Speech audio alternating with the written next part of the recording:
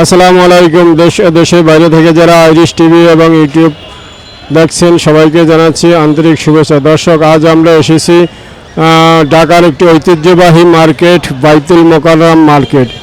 এই মার্কেটের সমিতির যারা আছেন দায়িত্বে, তারা হঠাৎ করেই এখানে যারা ফুটপাতে ব্যবসা করে তাদেরকে উঠিয়ে দেওয়ার একটি মাইকিং করেছেন।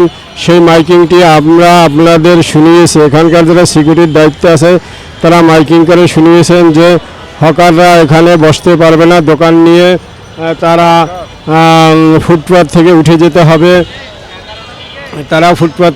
যেতে হবে, এই জন্য তারা নোটিশ করেছেন। ঠিক আছে,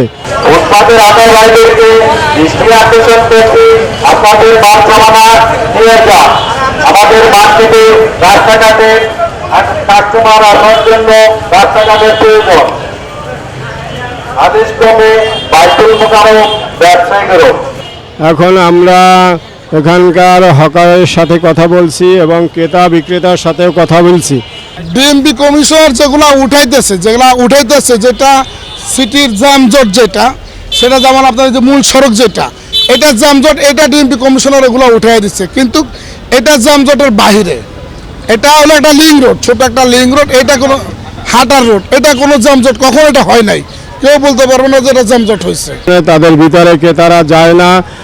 ক্রেতারা না যাওয়ার আরেকটি বড় কারণ হইল ফুটপাতে কম দামে তারা যে মূল্য পাচ্ছে, প্রায় অর্ধেক দামে দোকান থেকে, শোরুম থেকে যে মূল্য তার অর্ধেক দামে ফুটপাত থেকে তারা কিনতে পারতেছে। আমরা ইতিমধ্যে একজন ক্রেতার বক্তব্য নিলাম। সে দেখে যে তার ঘাড়ে একটা গেঞ্জি ছিল, সেই গেঞ্জিটি 250 টাকায় নিয়েছে, যে গেঞ্জিটি কোনো একটা শোরুম কিনলে তার 500-600 টাকা লাগতো। এই গেঞ্জি পরে আছি, শুনে দেখা যাচ্ছে আরামের গেঞ্জি কম দাম, কোনো জায়গায় গেলে তো 500-550 দাম নেবে। এই কিনছিলাম 250 টাকা দিয়ে, অর্ধেক দামে আরামে আছি। ঘড়ি কিনছি, ব্রেসলেট কিনছি। হ্যাঁ, ভালো জিনিস পাওয়া যায়, কেনাকাটা করতে কম দামে এখানে অনেক ভালো ভালো জিনিস পণ্য পাওয়া যায়। আমি নিজেও এখান থেকে কেনাকাটা করেছি একাধিকবার। এখানে পণ্যের মান ভালো, গুণ ভালো এবং দর্শকও কিনে স্বাচ্ছন্দ্য বোধ করে।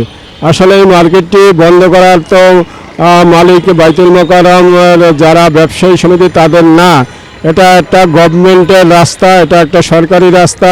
এটা সরকার বা সিটি কর্পোরেশন বা ডিএমপি কমিশনার বন্ধ করতে পারে। এখানকার যারা ফুটপাতের দোকানদাররা রয়েছে তারা এটাই জানিয়েছেন। মার্কেট সমিতি তো আমাদের দোকান বন্ধ করার কোনো রাইট রাখে না। আজকের মতো আমরা বিদায় নিচ্ছি, আগামী দিন আবার আসবো এখানে। সবাই ভিডিওটি দেখবেন এবং লাইক, শেয়ার, কমেন্টস করবেন।